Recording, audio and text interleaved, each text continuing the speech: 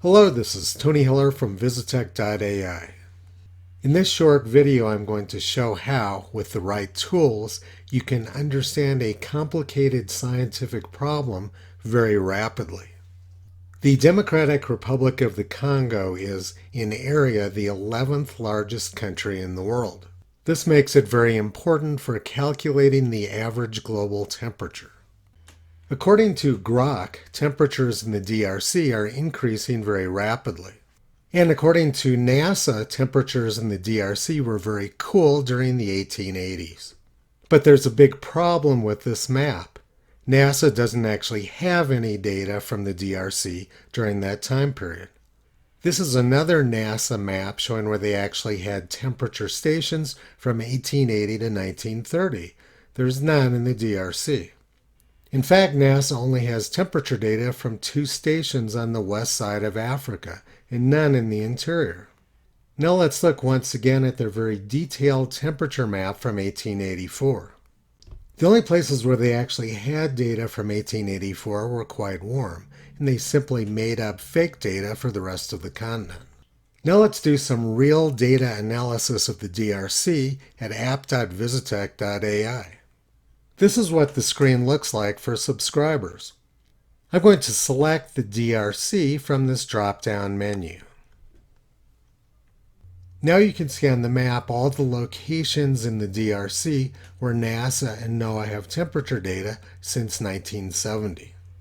And you can see from the graph that average daily maximum temperatures in the DRC have increased over the last 50 years. In order to understand this trend, we need to take a more detailed look at what's actually going on. The first thing to note is that all of the thermometer data is from the south and west side of the country. Most of the country has no temperature data at all. Now let's take a closer look at each one of these stations. I'm going to select all stations from this menu. Now we can see all 6,300 daily maximum temperature records which NOAA has for the DRC since 1970. I'm not showing any temperatures from before 1970 because that data doesn't exist in the NOAA database. Now let's look at each one of these stations individually. You can see that the temperature data from Bandundu is very sparse and fragmented. It's pretty much useless scientifically. Now I'm going to cycle through all of the stations in the DRC using the down arrow on the keyboard. What you're going to observe is that almost all of the stations are pretty close to useless.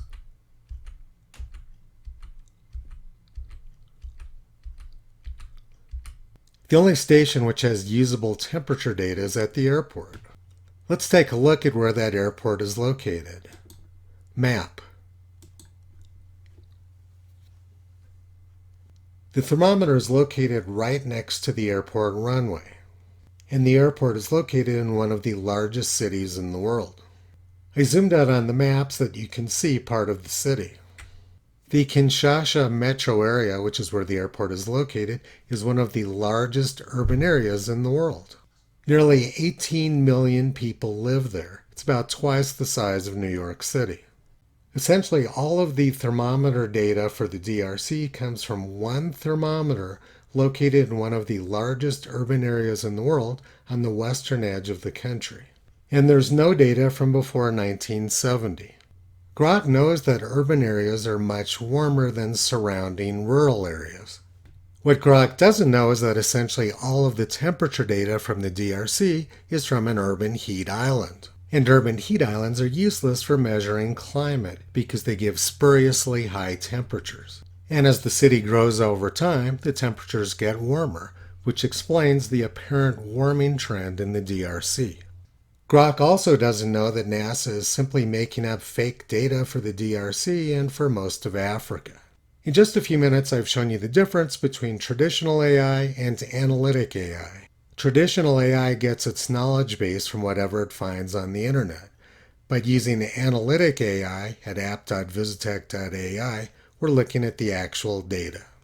I've been showing weather data because it's very easy to understand, but at app.visitech.ai, you can actually do this sort of analysis for any type of time series data.